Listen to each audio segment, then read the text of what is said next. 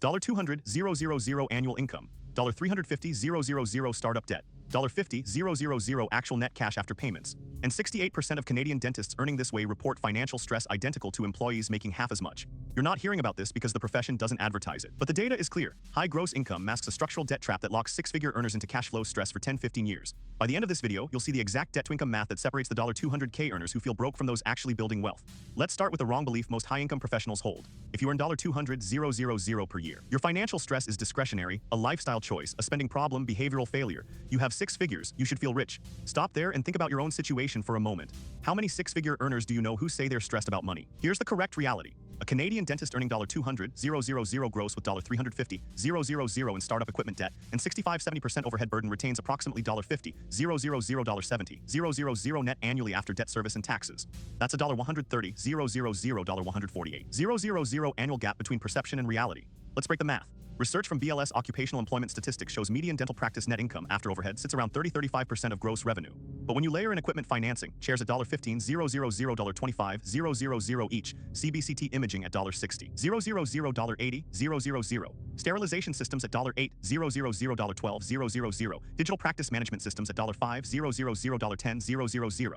That startup cost averages $350,000 to $450,000 for new solo practice. Financed over 12-15 years at 6-8% interest. That's $35,000, $40,000 annually in debt service alone. Add overhead, rent at $4,000, $6,000 per month, $48,000, $72,000 annually. For mid-size practice, staff payroll at 25-30% of gross revenue. That's $50,000, $60,000. Supplies at 8-10%, insurance and licensing at $3,000, $5,000. Utilities and compliance at another $2,000, $3,000.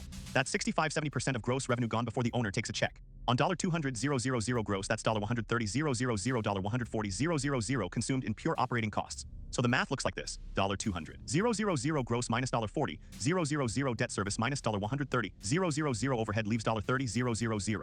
But the dentist needs to actually pay themselves. So here's the real scenario: $200,000 gross, dentist takes $70,000 salary out of operations.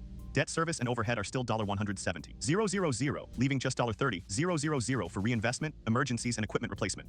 After the dentist's personal taxes on $70,000 income, roughly 25-35% effective rate. Net take home is $50,000, $55,000 annually. This is not a behavioral problem. This is structural.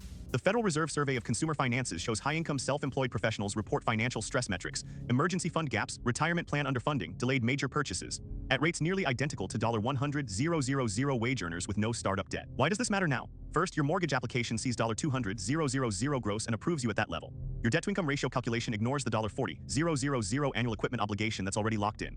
Second, tax audits post-2024 are targeting high-income self-employed filers claiming overhead percentages inconsistent with industry benchmarks. If you're understating debt burden or overstating net income, the IRS has the data to catch it.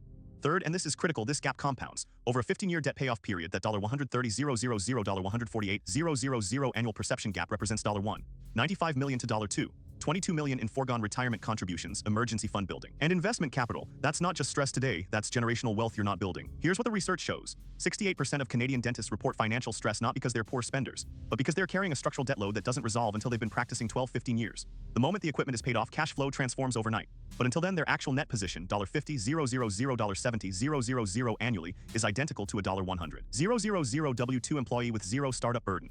If you're a high-income professional feeling this squeeze, the first action is to separate gross from net and build a real cash flow statement. Know your true monthly overhead percentage, track debt service separately from operating expenses, and plan your retirement contributions around actual net cash, not gross billings. The perception gap is real. The wealth building opportunity cost is real. Numbers do not lie, listen to them.